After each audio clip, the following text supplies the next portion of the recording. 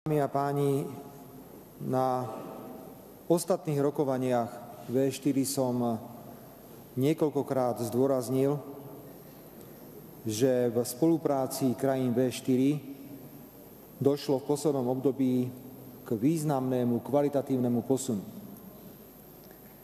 Ja chcem poďakovať poľskému predsedníctvu, pani premiérke za to, že napriek ťažkej agende, ktorú má ako predsedníčka vlády, nezaváhala a reagovala na iniciatívu vlády Slovenskej republiky zvolať summit V4 k téme, ktorá nás všetkých trápi, a to je téma dvojakej kvality potravinových výrobkov. Rovnako vítam, že sme na dnešnom stretnutí mohli prerokovať aj ďalšie významné dokumenty, ktoré sú dôležité z pohľadu fungovania Európskej únie. Dámy a páni, prosím, nech to nie je brané ako chvála V4, ale myslím si, že by sme mali byť príkladom pre celú Európsku úniu, ako by sa mali premiéri stretávať a ako by mali prijímať aj konkrétne závery. Vyslovujem veľkú obavu, a hovorím to tu pred vami veľmi otvorene, že stav prípravy rímskeho samitu, ktorý je mimoriadne dôležitý pre budúcnosť Európskej únie, je žalostný. Vyslovujem obavu, že namiesto toho, aby sme na tomto samite v Ríme oslávili významné výročie podpisu dôležitých dokumentov a jednoznačne bez zaváhania povedali, čo ďalej s Európskou úniou, že na tomto samite, ako je mimoriadne zlým zvykom zasadnutí Európskych rád, budeme priamo formulovať texty a môže sa stať, že to nebude vízia Európy do budúcnosti, ale bude to zbierka individuálnych národných záujmov, ktorá dnes nikomu nepomôže, ale môže len poškodiť.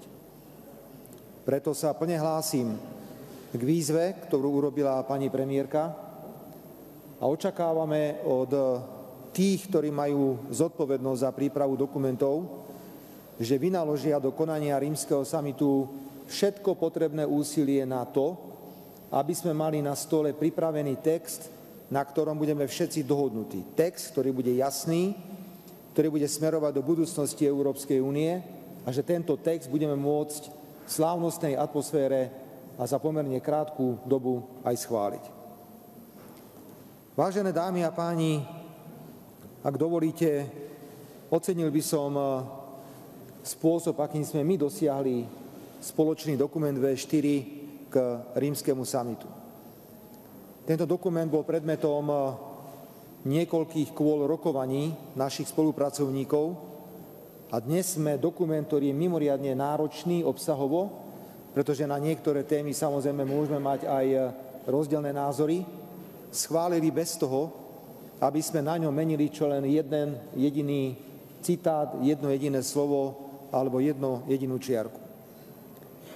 Predovšetkým je to dôkaz toho, že sme schopní dať veľmi konkrétny príspevok do diskusie, ktorá nás čaká v najbližšom období. Dokument, ktorý predstavila pani premiérka, je dokument, ktorý obsahuje silný pozitívny jazyk, pokiaľ ide o pohľad späť na 60 rokov fungovania Európskej únie.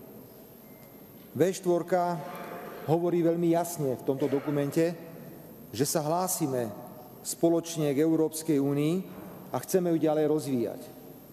A že keď ju niekedy kritizujeme, tak ju kritizujeme len preto, lebo chceme lepšiu Európsku úniu. Pokiaľ ide o dôležité momenty tohto dokumentu, treba si všimnúť náš postoj k úvahám o tzv. Posilnenej spolupráci. My nie sme z tohto formátu nervózni, ale k tomuto formátu by sme mali pristupovať len vtedy, ak sa nevieme dohodnúť v rámci zostávajúcej 27. Čiže vnímame úvahy o posilnenej spolupráci nie ako východisko do budúcnosti, ale vnímame ako poslednú možnosť.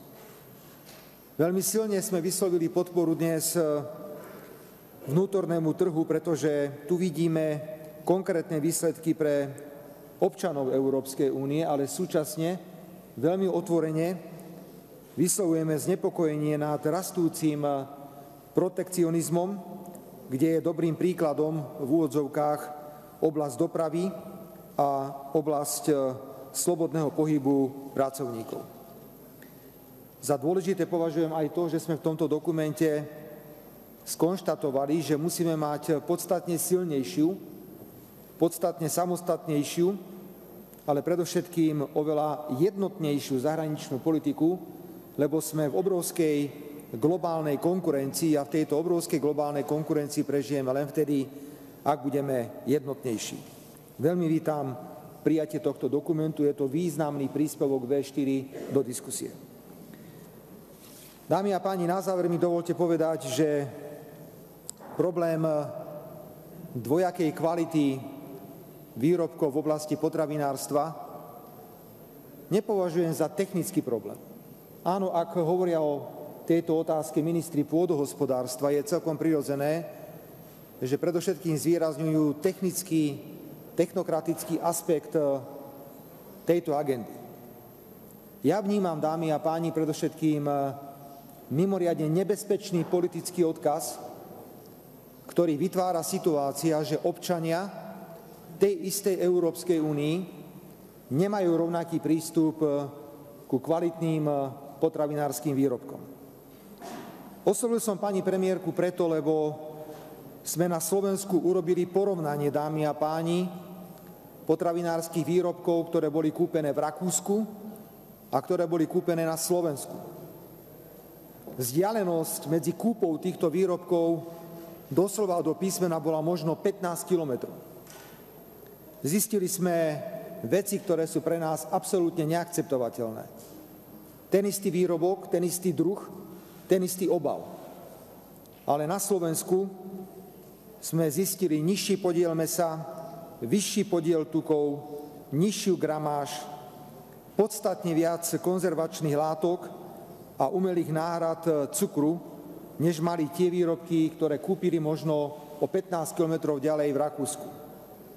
Najhoršie obstáli sladené nápoje, koreniny, syry, čaje či mäsové výrobky. Chcem potvrdiť, že v tomto porovnávaní budeme pokračovať a verím, že nájdeme aj spoluprácu v rámci V4.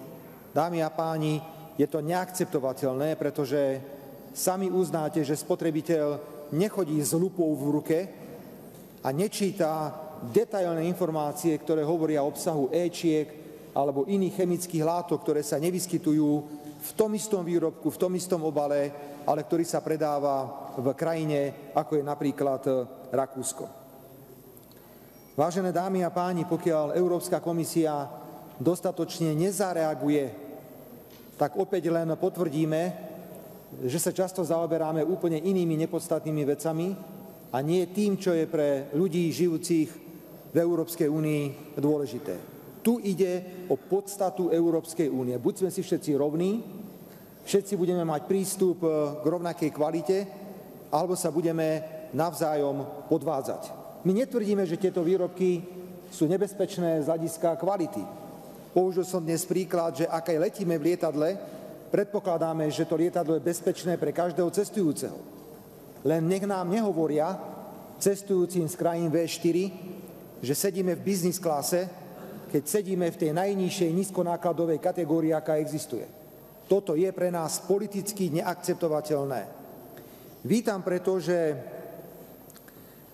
protokol, návrh dokumentu, ktorý sme predložili, bol základom našej diskusie a že sme sa zhodli predovšetkým na jasnej výzve pre Európsku komisiu, aby reagovala na rezolúciu Európskeho parlamentu, či už z roku 2013 alebo z roku 2016.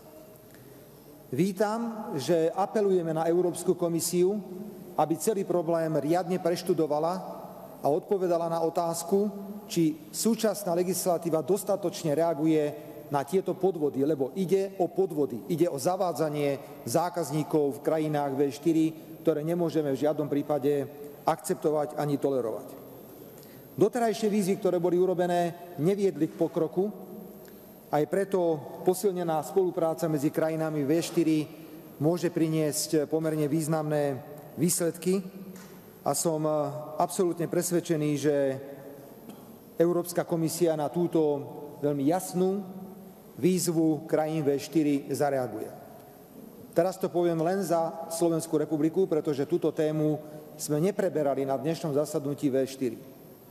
Pokiaľ budeme vidieť laxný prístup Európskej komisie k tejto téme, ktorá nás uráža, opakujem to ešte raz, tento prístup nadnárodných spoločností nás uráža ako plnoprávnych členov Európskej únie. Ak budeme vidieť laxnosť, ak budeme vidieť technokratický, technický prístup k tomuto vážnemu politickému problému, nevylučujem, že vláda Slovenskej republiky bude iniciovať občiansku iniciatívu v zmysle európskej legislatívy, ktorá by potom prinútila Európsku komisiu, aby pristúpila k formulovaniu právnych predpisov takých, ktoré môžu tento problém vyriešiť. Pani predsednička vlády, chcem ešte raz poďakovať za pohostinnosť, ale predovšetkým za to, ako ste promptne zareagovali na požiadavky, ktoré vznikli v dnešnej dobe. Ďakujem pekne.